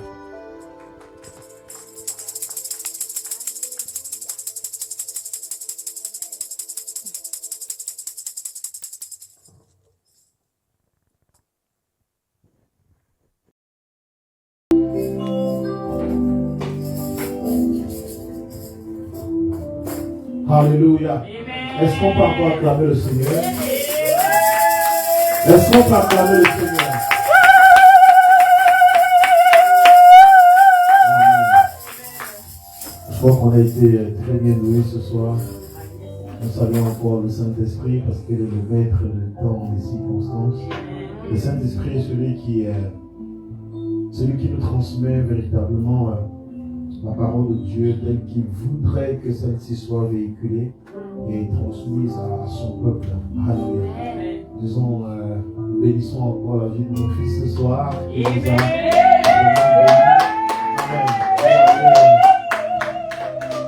Je crois que le Saint-Esprit m'a amené très loin dans l'explication de ce thème. Le Saint-Esprit l'a conduit très loin. Alléluia. Et nous rendons grâce à Dieu pour cela parce que les choses qu'il a eu à dire ce soir sont des choses très pertinentes et je crois qu'un homme, un simple homme qui n'est pas animé, qui n'est pas habité par le Saint-Esprit ne peut pas aller jusqu'à dire des choses à ce genre au moindre détail. Amen. L'histoire de Pierre est une histoire passionnante. Déjà son histoire commence, comme vous l'avez lu ce soir, par cette pêche, par ce temps où il rencontre véritablement Jésus. C'est Jésus qui le rencontre, c'est Jésus qui vient à sa rencontre. Lui, il était à son poste. C'est Jésus qui vient à sa rencontre. Avec toute la fierté qu'il avait, avec toute la connaissance qu'il avait, toute l'expérience qu'il avait de la pêche, il rappelle à Jésus que moi j'ai pêché ici toute la nuit. J'ai jeté le filet toute la nuit, ça n'a pas marché. Alléluia. Et Jésus lui fait comprendre que, ok, vas-y, jette encore maintenant. Et l'obéissance, vraiment, comme l'évangéliste l'a dit, l'obéissance a fait la différence. Le fait qu'il ait obéi sans comprendre exactement qui lui parlait. Parce qu'il connaissait véritablement pas Jésus. Mais il a obéi. Je crois que le Saint-Esprit l'a amené à obéir sans comprendre pourquoi est-ce qu'il devait obéir. Et lorsqu'il a obéi, Dieu s'est manifesté. Amen. Dieu s'est manifesté. En fait, la grande leçon ici, et comme Michel le disait aussi, il a soufflé, que ce qui est étonnant dans cette histoire, c'est que au moment où Pierre reçoit finalement ses poissons, ce qu'il allait chercher, il abandonne cela sans se poser la question que je suis venu chercher quoi ici, je vais même où? Amen. Je vais où? Et c'est exactement ce qui se passe lorsque Christ nous touche, lorsque Christ te parle, lorsque Christ réussit à toucher ton âme, à toucher ton esprit. Même les choses qui avaient une grande valeur à tes yeux perdent cette valeur-là. L'apôtre Paul le dit. L'apôtre Paul le dit, mais en fait, la personne qui exprime mieux la chose, c'est Pierre. L'apôtre Paul dit que ce qui était pour moi, qui avait une grande gloire, je regarde désormais comme de la boue. Oui, mais on ne sait pas quand est-ce que lui l'a fait. Amen. Mais la personne qui l'a véritablement fait, c'était Pierre. Parce que tu vas pour chercher quelque chose de précis. Tu as cette chose-là, et comme tu ne l'as même jamais eu, surtout que tu l'as comme tu ne l'as jamais eu. Parce qu'il a souvent eu des poissons, mais il n'a jamais eu cette quantité de poissons, ce genre de poissons-là. Et lorsqu'il a ces poissons, il les abandonne pour suivre un inconnu, pour suivre quelqu'un qui lui a tout simplement parlé, parce qu'il a reconnu en cette personne quelque chose de particulier. Alléluia. Combien sont venus à l'église demandant peut-être la guérison à Dieu? À un moment donné, ils ont oublié que c'est la guérison qu'ils venaient chercher. Parce que le cœur a été ouvert. Le tout, c'est de pouvoir ouvrir ton cœur, disposer ton cœur. Lorsque tu disposes ton cœur à Dieu, tu te rends compte que ce que tu lui demandes ne vaut même pas ce qu'il est capable de te donner. Ce que tu demandes maintenant, nous connaissons dans les églises et tout autour de nous des personnes qui attendent sûrement quelque chose de la part de Dieu. Mais l'histoire de Pierre nous fait encore nous poser des questions. chacun devait se poser, est-ce que ce que je demande à Dieu est véritablement ce que je dois demander maintenant? Est-ce que ce que j'attends de Dieu est véritablement ce que je dois attendre de lui? Est-ce que ce que je suis venu chercher ici, est-ce véritablement ce que je devais venir chercher ici? Amen. Parce que moi j'aime beaucoup cette histoire. La vie de Paul, de Pierre a été vraiment une vie de pêche miraculeuse. Dans Actes des Apôtres, lorsqu'il commence à prêcher l'évangile, il fait encore une pêche miraculeuse. 3000 âmes en une journée. 3000 âmes. Je ferai de toi un pécheur. C'était une prophétie qui est tenue sur sa vie. C'était une prophétie. Tu n'allais pas seulement pêcher les hommes, mais même ta pêche en ce qui concerne les hommes allait être miraculeuse. Tu n'allais pas évangéliser comme tout le monde. Quand tu as ouvert la bouche, certains évangélisent. Mais parce que ce que je te montre là, tu vas faire comme ça toute ta vie.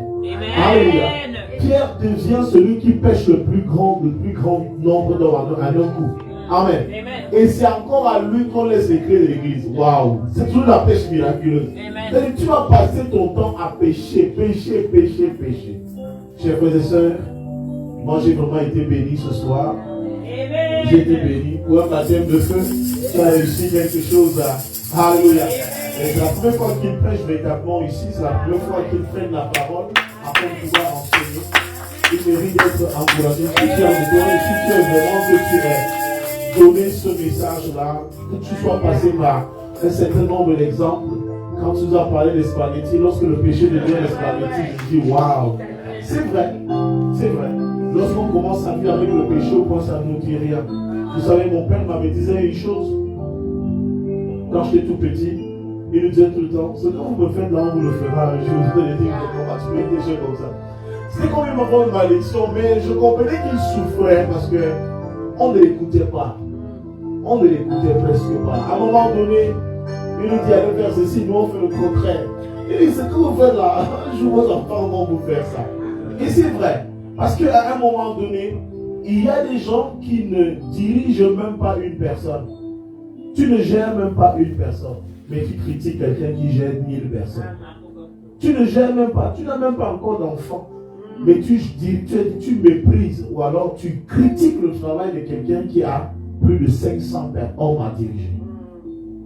Tu n'as même pas une entreprise pour dire que tu as une expérience de la gestion des hommes, mais tu méprises. Tu critiques celui-là, peut-être parce que tu as le Saint-Esprit aujourd'hui, peut-être parce que tu sais lire la Bible, tu sais prier. Parfois, on se fait humilier par des gens à qui nous avons enseigné nous, la parole de Dieu. Vous allez dire que, est-ce que j'ai bien fait de lui enseigner la parole de Dieu? J'ai fait ma part. J'ai fait ma part. Amen. Mais il faut vraiment qu'on se pose toutes ces questions-là. Gérer les hommes n'est pas une chose facile. Il a dit beaucoup de choses. Moi, je vais prendre le temps de réécouter simplement dans un calme vraiment pharaonique. Je serai seul. Je vais réécouter ce message-là parce qu'il a dit beaucoup de choses ce soir. Amen. Il a dit beaucoup de choses. C'est une école. C'est une école. Tu ne peux pas critiquer quelqu'un qui a déjà ce que tu n'as pas ou alors les choses que toi tu désires. Tu ne peux pas. Tu ne peux pas. Peu importe comment la personne est, tu ne peux pas critiquer cette personne. Parfois, il faut savoir se taire, mais tirer l'instruction. Oui, sa vie ne te glorifie pas. Ou elle ne glorifie pas Dieu. Sa vie n'est pas un exemple. Oui, prends tout simplement un enseignement afin que toi, tu ne sois pas comme lui. Et si tu veux pousser très loin, prie pour lui. Mets tes genoux à terre, prie pour lui. Alléluia. Combien nous avons invité les serviteurs ici qui ont fait du bien aux gens. Et après, ces personnes se retournent parfois contre nous. On peut appeler cela ingratitude. Mais non, mais c'est que parfois Dieu expose les cœurs de plusieurs personnes. Pour te dire, cette personne que toi tu as pris à bras ouverts ne mérite même pas que tu la respectes. Ne mérite même pas que tu lui accordes autant d'estime, autant de respect. Tout simplement parce qu'elle ne sait pas valoriser les gloires. Elle ne sait pas prendre les grâces de Dieu. Elle ne sait pas reconnaître toutes les grâces. Alléluia. Nous ne sommes pas obligés de recevoir les gens ici. Nous ne sommes pas obligés. Tout le monde ici peut enseigner. Nous tous on peut enseigner. Nous tous ici on peut prier. Tout le monde ici peut prier. Je vous dis, vous tous, vous pouvez conduire la prière ici. Mais on se dit, on fait venir quelqu'un qui viendra vous aider. Qui viendra aider le peuple, qui apportera quelque chose de nouveau. Et lorsque cette personne arrive, nous sommes parfois ingrats. On n'arrive pas à dire merci. Nous ne clamons pas les merci, Mais je serve tout simplement par rapport à ce qu'il a dit, parce qu'il a dit beaucoup de vérité ce soir. Chers frères et sœurs, soyons humbles et soyons prompts à écouter la parole de Dieu. Tu ne peux pas t'asseoir dans une église, tu dis c'est mon église, et lorsque le leader dit quelque chose, tu dis tu ne fais pas. Non, ça ne sert à rien. Ce n'est pas ton église. Ce n'est pas ton église. Mieux tu pars, parce que ça va retarder ta destinée. Mieux tu pars de là. Quand tu n'es plus en phase avec ce qui est Dieu devant de toi, ça devient plutôt, au lieu que ça bénisse ta vie, ça devient plutôt une forme de malédiction pour toi. Amen. On ne reste pas. Je l'ai toujours dit, chaque parole que tu sors de ta bouche ne se perd. Aucune parole ne se perd. Chaque parole s'accroche quelque part et redescendra vers celui qui l'a sorti. Tout ou tard. Tout ou tard. J'ai aimé autre chose. C'est que lorsque tu as donné tes sujets de prière tout à l'heure, tu as dit, plusieurs fois nous avons nous-mêmes mal parlé de nos hommes de Dieu. Nous avons nous-mêmes mal parlé de nos pères, de nos frères, de nos amis. Et à un moment donné, peut-être on veut revenir, mais on ne sait pas de toutes ces paroles qu'on avait eu à dire par le passé. On produit quelque chose dans les vies des gens. Toi, tu reviens, oui, mais ne reviens pas sans les paroles que tu as sorties. Ne reviens pas sans ces paroles, parce que ces paroles vont agir dans ta vie. Et vont agir dans la vie de ce ministère. Quand tu sors de quelque part, sors. Quand ça ne va pas, reste tranquille. Parce que tu peux ne pas comprendre quelque chose aujourd'hui et demain tu finis par comprendre. Il faut que tu sois capable de revenir sur tes pas quand ça n'a pas marché là où tu pensais que ça allait bien se passer. Amen. Jamais on ne ferme la porte. Jamais on ne ferme la porte de la tente dans laquelle on s'est abrité de la pluie. Ou de la pluie est finie, je m'en vais maintenant. Non, tu peux faire 1 kilomètre, la pluie recommence. Et tu reviens. Donc tu fermes la porte, tu jettes la clé. La pluie est finie. Je peux maintenant vivre sous le soleil, ça va. Et si la pluie revient, tu vas recommencer à chercher la clé sous la pluie. Amen. Le plus important n'est pas d'entrer dans une maison. C'est de savoir l'odeur qu'on laisse dans cette maison lorsqu'on en ressort. Beaucoup laissent des mauvaises odeurs dans une maison au point où ils ne peuvent plus retourner là-bas. Frère, je vous dis la vérité. Soyez de ceux qui sont capables de quitter les gens et de pouvoir les saluer en route un jour, les embrasser. Ne quittez pas les gens pour vous dire c'est fini, on ne se voit plus. Tu commences à mal parler de la personne, mal parler, c'est fini. Non, c'est pas ça. J'étais très content de vous. J'étais très, très content de vous. Lorsque je vous ai rencontré pour la première fois, quand on a échangé, quand on a discuté, ils m'ont dit, voilà ce qu'on doit faire. Voilà la procédure. Je vous assure, c'était la première fois que j'entends ce genre de choses. On va faire ceci, on va aller dire au revoir, on prendra, il faut qu'il nous bénisse. Waouh, il dit, Seigneur, donc ce que j'enseigne n'est pas souvent faux. Amen. Parce que parfois, il faut atteindre le niveau où ce que tu enseignes, tu le fais peut-être toi-même. Peut-être moi, je suis dans le faux. Jusqu'à ce que tu rencontres quelqu'un qui applique ce que toi tu fais, alors que vous ne vous connaissez pas. Amen. Amen. Alléluia. Amen. On ne ferme pas la porte qu'il nous a bénis. Non. Même si quelqu'un vous a fait du mal, il y a quelque chose derrière. Il y a toujours un enseignement derrière. Alléluia. Donc tu ne peux pas fermer les portes qui t'ont été ouvertes hier parce que tu as trouvé une nouvelle porte. Parce que tu as installé l'ascenseur. Tu dis que casser les escaliers, ça ne sert à rien. Et le jour qu'il n'y a pas l'électricité, tu fais comment? Tu deviens un singe. Parce que tu as déjà escaladé les fenêtres pour arriver à ta maison. Non. Il n'y a pas de mal à voir les escaliers et à voir l'ascenseur. Il n'y a pas de mal. Si quelqu'un t'a élevé hier, ne le jette pas parce que tu as trouvé quelqu'un qui est plus élevé que lui aujourd'hui. Non. Tous peuvent t'aider. Tous peuvent te permettre d'avancer. Alléluia. Amen. Alléluia. Amen. Jésus a dit à Pierre, suis-moi. Je ferai de toi un pécheur. Je ne cherche plus les poissons, mais je veux vivre cette nouvelle expérience avec vous. J'ai eu les poissons, et puis je l'ai dépassé ce niveau-ci. Il faut toujours dire, comme tu expliquais, il est là, les autres sont là. Amen. Amen. J'ai fini avec les poissons. Maintenant, je vais m'attaquer aux hommes. Il y a toujours une expérience plus grande que celle que tu as connue par le passé. Il y a toujours quelque chose de plus grand comparé à ce que tu as connu par le passé. Par le passé, tu étais à ce niveau-ci. Et toi, tu te dis, tu ne sais pas que le fait que Dieu te sépare de cette personne, c'est tout simplement pour que tu passes au palier suivant. Toi, tu casses. Tu dis non, je n'ai plus besoin de ceci. Non. Ce que tu oublies, c'est que lorsque tu vas rencontrer quelqu'un qui a encore besoin du palier que toi tu quittes, il va falloir que tu sois un enseignant pour lui. Amen. Il va falloir que tu sois un maître pour lui. Et que tu sois capable de recommander. Parce que chaque fois qu'on va au niveau élevé, ce qu'on trouve là-bas, non plus ce qu'on a laissé en bas, il faut que tu sois capable de recommander. J'étais dans un endroit, j'ai été formé comme ça. Va là-bas. On ne dort pas dans les magasins, mais on recommande les magasins aux gens. Pourquoi nous recommandons les magasins aux gens? Va chez Gabi, va chez Machin, va chez ci, va chez ci. Même les dentistes. C'est parce que va chez tel dentiste, va chez tel médecin, il a pris soin de moi et puis ça va. On recommande facilement les médecins que de recommander un pasteur à quelqu'un.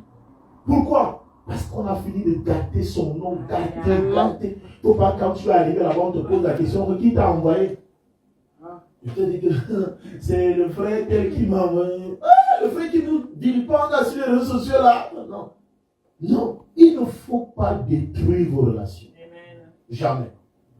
Que les gens vous quittent, c'est pas mauvais. Mais vous ne quittez pas. Ne quittez pas les gens au point où vous dites c'est fini. Non. Maintenez votre relation avec les gens en bon terme. Les gens peuvent vous haïr, vous ne les haïssez pas. Les gens peuvent vous détester, vous ne les détestez pas. Alléluia. Alléluia. Pierre laisse les poissons à ses compagnons. Il laisse sa barque à ses compagnons. Il laisse les filets. Il ne laisse même pas les consignes de ce qui doit être fait. Est-ce qu'on ramène ça chez toi, Pierre? C'est ton filet. Est-ce qu'on met ta barque en location? C'est ta barque. Est-ce qu'on vend tes poissons, te ramène l'argent? Parce que même ton maître que tu suis là aura besoin de poissons, il aura besoin de manger. Est-ce qu'on... Non, ça ne m'intéresse plus. Faites-en ce que vous voulez. Faites-en ce que vous voulez. J'ai trouvé quelque chose de plus grand. Si ça peut vous aider, gloire à Dieu. Amen. Si ça peut vous aider, gloire à Dieu. Amen. Amen. Et même dans le geste de Pierre, ceux qui sont restés sont sûrement touchés. Ceux qui restent sont touchés. Waouh! Il nous a laissé son filet. Il nous a laissé ceci. Il faut que ce que tu laisses profite aux gens. Amen. Ton odeur que tu laisses dans une maison doit profiter à ceux qui sont là. Les gens qui parlent de l'église, ils détruisent avant l'église avant de partir. Ils détruisent l'église avant de partir. Il faut mettre le tout cassé avant de partir. Ça veut dire qu'après eux, rien ne doit profiter. Rien. On a croisé une des filles qui était ici, qu'on prenait soin, qui va sur les réseaux sociaux et dit maintenant il faut poser les regards sur la MPP ministrie. Parce que la MPP ministrie, on riait seulement. On dit, eh, Seigneur. Donc tu as appris à courir à quelqu'un. Maintenant c'est toi. C'est toi qui veux tuer avec les 1000 kilomètres et les 100 000 mètres. Mais oui, pris soin, encadrer, donner la possibilité de s'exprimer même dans l'église. Après la personne qui envoie, on nous envoie la capture. On dit, mais vous connaissez la fille, s'il vous plaît. C'est ma fille. Tu peux appeler quelqu'un, c'est ta fille, alors que la personne ne t'appelle pas, c'est mon papa quelque part. Le plus important n'est pas d'appeler quelqu'un sa fille. Il faut que vous soyez d'accord. Quand quelqu'un t'appelle mon père et que toi aussi tu dis ma fille, tu peux appeler quelqu'un mon fils. Lui ne sait pas que tu es son père. Donc elle allait rencontrer des gens pour qu'on nous insulte. Et je rends grâce à Dieu parce que l'Esprit de Dieu est bizarre. Je suis qui a parlé à la fille avec la femme là que on t'a présenté un cas ici. Ne parle pas de ce cas-là. C'est un cas qui peut détruire ton ministère. Et elle n'a jamais fait cas de nous. Sauf si elle n'a pas vu. Elle n'a jamais parlé de cela. C'est sûr qu'elle allait checker. Parce que parfois aussi, il faut checker dans la vie de quelqu'un. Dit, tu me demandes de mal parler des gens-ci. Qu'est-ce qu'il m'a fait? Ils m'ont fait quoi? Amen. Amen. Comme le brigand à la croix. Il dit, ok, moi je reconnais que tout le monde sont des voleurs. Bon, lui là, il a fait quoi? Qu'est-ce qu'il a fait pour qu'on l'accuse? Pour qu'on crie sur lui? Pour qu'on l'accroche à la croix? Qu'est-ce qu'il a fait? Il faut que les gens trouvent cela en vous. C'est pourquoi soyez toujours bons. Soyez bons.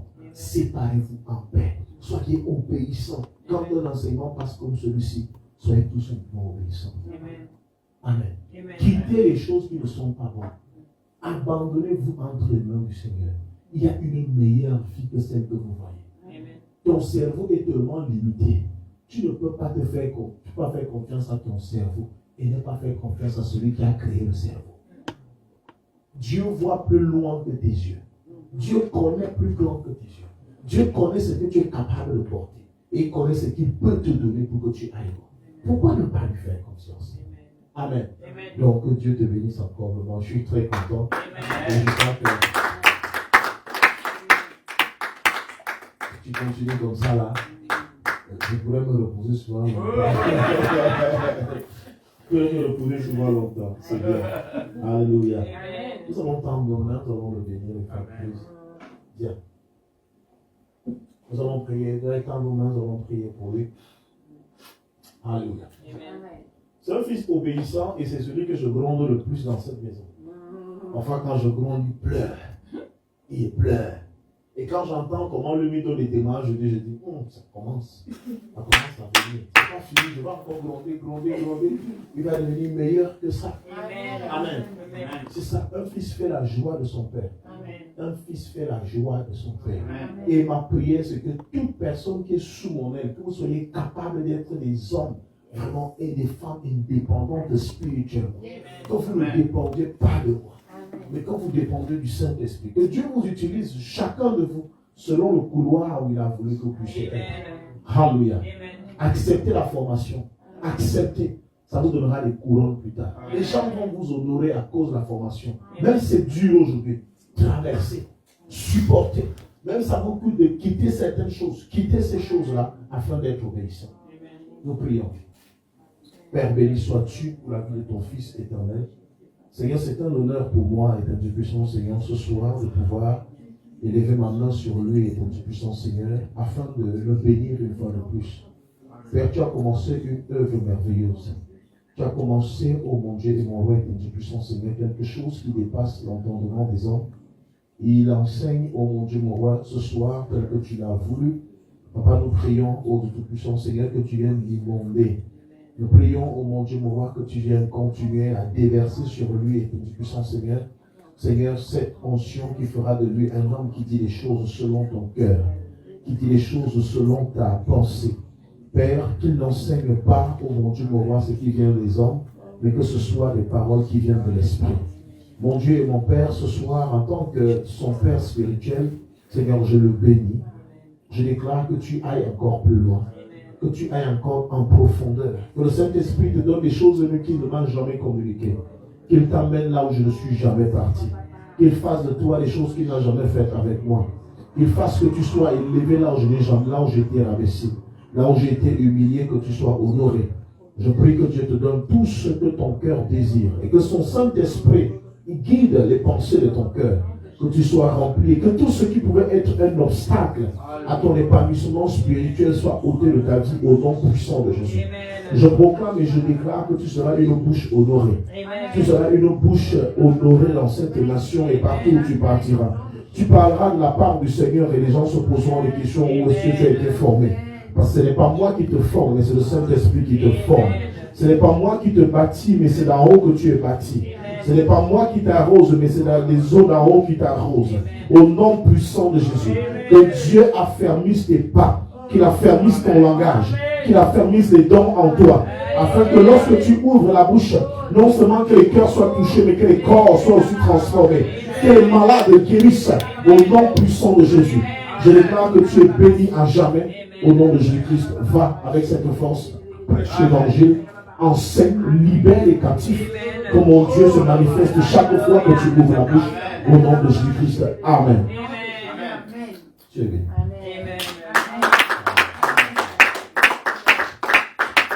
Gloire à Dieu. Je ne sais pas qui ou qui sonnera le glas la semaine prochaine. Ce sera quelqu'un d'autre, assurément. Amen. Bien, nous allons dire merci à Dieu pour ce message. Tu vas prendre ton offrande, tu vas dire merci à Dieu. Même toi qui es connecté, ensuite aussi ton offrande, viens dire merci à Dieu.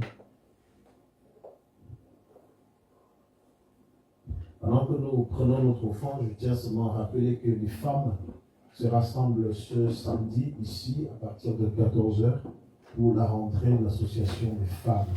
Amen. Donc ce samedi à partir de 14h, les femmes seront ici. Si tu es femme, viens retrouver tes sœurs, viens retrouver tes mères, viens retrouver tes grandes sœurs, tes petites sœurs, tes tantes spirituelles. Retrouvez-vous et passez un bon moment dans la présence de Dieu. Donc les femmes, vous êtes à l'honneur ce samedi. Et je crois que dimanche, on va recevoir le rapport de cette réunion-là. Donc ne manquez pas. Venez. Les femmes ont toujours fait la force de l'œuvre, dans l'œuvre. Amen. Dans l'œuvre. Le ministère de Christ était un ministère qui était composé, qui était soutenu par les femmes. Donc le ministère de la femme n'est pas à négliger. Je crois que la semaine prochaine, nous allons entrer dans un bal où il n'y a que les femmes qui vont enseigner ici. Toute la semaine prochaine. Déjà cette semaine, je ne sais pas comment ça va se passer à la fin de cette semaine, mais la semaine prochaine, les femmes vont continuer d'enseigner ici. Amen. Elles passeront tour à tour nous apporter la parole, selon que le Saint-Esprit va disposer les cœurs, va disposer les choses, ce sont des femmes que nous allons recevoir. Tiens ton offrande et nous allons prier. Est-ce qu'elle peut envoyer une enveloppe?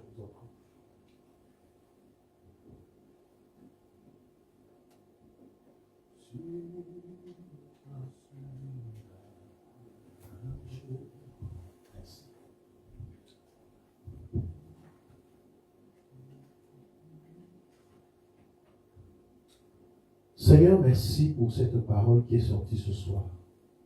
Nous voulons te dire merci pour cet enseignement qui va nous permettre de comprendre qu'il est important pour nous d'être obéissants, d'être soumis, de pouvoir reconnaître la voix prophétique qui parle dans nos vies, comme Pierre a reconnu la voix prophétique dans sa vie.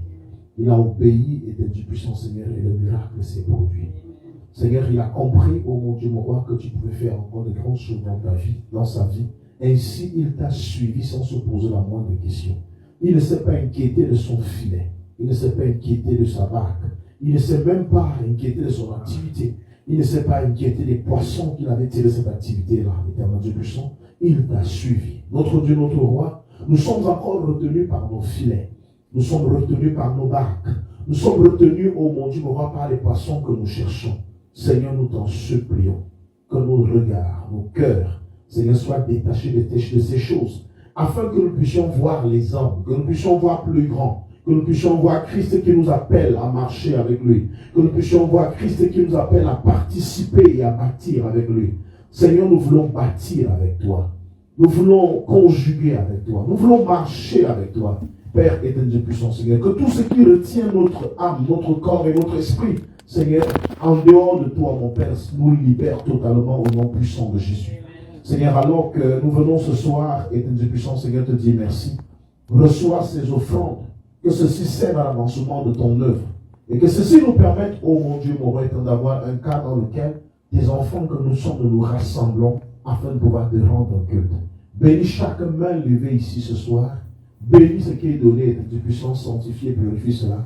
Pour la gloire de ton Saint-Nom, au nom de Jésus-Christ. Amen. Amen. Tu as déposé ton offrande dans le panier et que Dieu te bénisse abondamment ce soir.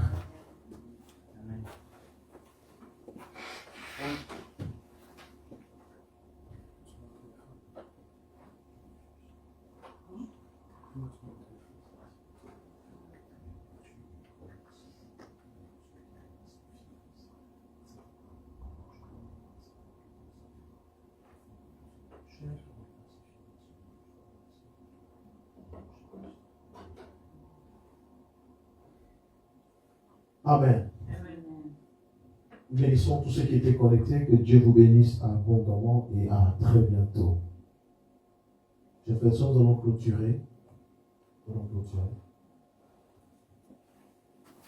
Père, merci une fois de plus pour ce temps merveilleux que nous avons passé dans ta présence. Notre Dieu, notre roi, au moment où nous